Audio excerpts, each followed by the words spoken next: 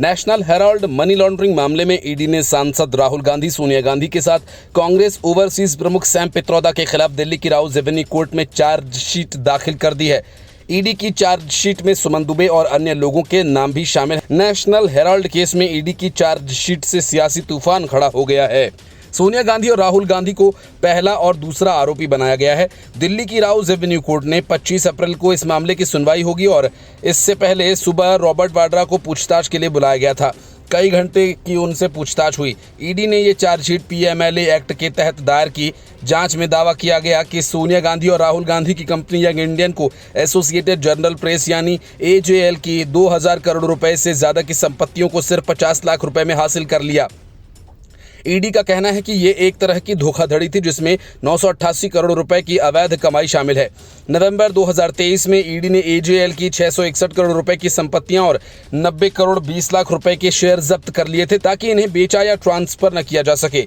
ED का कहना है कि यंग इंडियन ने एजेएल की संपत्तियों को बहुत कम कीमत पर लिया जो अवैध था। नेशनल हेराल्ड केस की शुरुआत 2012 में हुई जब बीजेपी नेता और पूर्व सांसद सुब्रमण्यम स्वामी ने दिल्ली की एक अदालत में शिकायत दर्ज की। स्वामी ने आरोप लगाया कि सोनिया गांधी और राहुल गांधी ने यंग इंडियन प्राइवेट लिमिटेड के जरिए एसोसिएटेड जर्नल्स लिमिटेड की संपत्तियों को धोखाधड़ी और कुटिल तरीके से हासिल किया।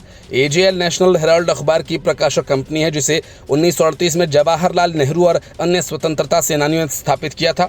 ईडी की चार्जशीट को कांग्रेस ने बदले की कार्यवाही बताया। पार्टी नेता जयराम रमेश ने एक्स पर लिखा कि नेशनल हेराल्ड की संपत्ति जब्त करना रूल ऑफ लॉ का मुखौटा पहने राज्य की ओर से एक क्राइम है। सोनिया गांधी, राहुल गांधी और कुछ अन्य लोगों के खिलाफ चार्जशीट दाखिल करना प्रधानमंत्री और गृहमंत्री की ओर से बदले की राजनीति और धमकी के अलावा कुछ नहीं है। कांग्रेस और उनका नेतृत्व चुप नहीं रहेगा।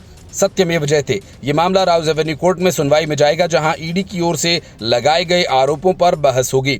अगर दोष साबित हुआ तो राहुल गांधी और सोनिया गांधी की मुश्किलें बढ़ेंगी। उनके खिलाफ फैसला आ सकता है और जेल जाने की नौबत आ सकती है। दूसरी ओर कांग्रेस इसे सियासी हमला बता रही है और इसका पुरजोर विरोध करने की बात कह रही है।